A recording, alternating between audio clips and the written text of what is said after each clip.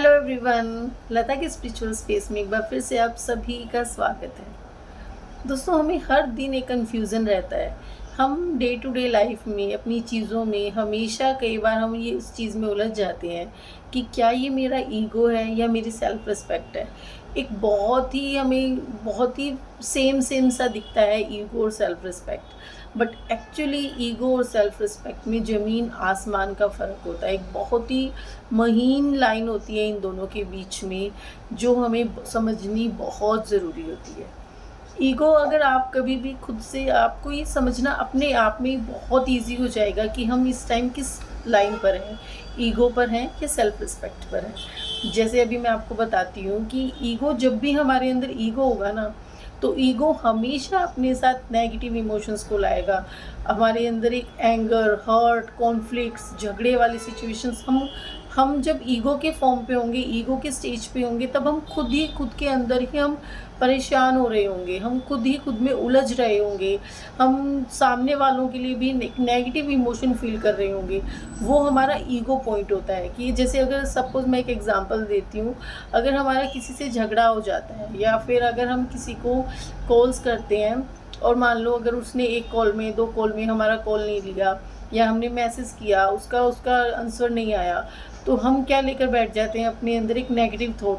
अच्छा, मुझे नहीं किया, अब मैं भी नहीं करूँगी। अच्छा, ऐसा हुआ, मुझे अपने आप को ऊपर रखना है। तो ईगो जो होता है, ये इस कॉन्फ्लिक्ट्स को लेके आता है हमेशा कि मुझे अपने आप को ऊपर रखना है, मैं किसी के सामने झुक नहीं सकती, या मैं पहले क्यों करूँ, ऐसा मैं ही क्यों करूँ। मैं अपने आप को, जब हम प्रायोरिटी हाई पोजीशंस पे रखने की कोशिश करते हैं बिना किसी रीज़न के भी, कई बार हो सकता है कि सामने वाला इंसान बिज़ी होता है, हम किसी की सिचुएशंस को समझे बिना जब हम खुद को, अपने आप को एकदम हाई अथॉरिटी पे लेने लगते हैं, वो हमारा ईगो होता है। उसमें हम सामने वाले को झुका कर खुद को ऊंचा उठाने की कोशिश करते हैं, जो कि बहुत ही गलत होता है। ये हमारा ईगो पॉइंट होता है कि हम क्यों ऐसा करें, उसको ऐसा करना चाहिए। ये चीज़ हमको, ईगो हमेशा हमें एक लोअर एनर्जी पर लेकर जाता है। और जबकि जो सेल्फ रिस्पेक्ट होती है, सेल्फ रिस्पेक्ट में क्या होगा कि अगर आपने एक कॉल कर लिया, ठीक है, आंसर नहीं आया, सेकंड कॉल हुआ, फिर भी नहीं आया, अब आपको, जब आप ये सोचने लगते हैं, खुद को हर्ट, एंगर में लाए बिना, उस सामने वाले इंसान के लिए नेगेटिव इमोशन क्रिएट किए बिना, जब आप खुद में पीसफुल रहते हुए ये सोचने लगते हैं कि ठीक है, हो सकता है बिज़ी होंगे, थोड़ी देर में आ जाएगा, तो आप उस चीज़ को साइड में रखकर अपने फिर किसी काम में लग जाते हैं। अपने माइंड की पीस को जब आप हर्ट नहीं होने देते, अपने माइंड को पीसफुल रखते हुए जब आप चीज़ें करते हैं, तो वो होती है सेल्फ रिस्पेक्ट। कि आपने जब जितना एफर्ट्स आप ले सकते हो, मान लो किसी भी चीज़ में, वो आप ले चुके हो, अब आपको लग रहा है कि अब इससे ज़्यादा मैं एफ़र्ट ले रही हूँ, तो फिर मुझे खुद को ही प्रॉब्लम हो रही है, या मैं खुद को हर्ट कर रही हूँ, या फिर अब ये मेरी डिग्निटी पे बात है कि मुझे अब इसके आगे नहीं करना चाहिए, इस पॉइंट के बाद एक मुझे रुक जाना चाहिए। ये हमारा एक सेल्फ रियलाइजेशन होता है कि इस पॉइंट तक हम कर सकते हैं, इसके आगे अगर मैं कर रही हूँ तो फिर मुझे रुक जाना चाहिए।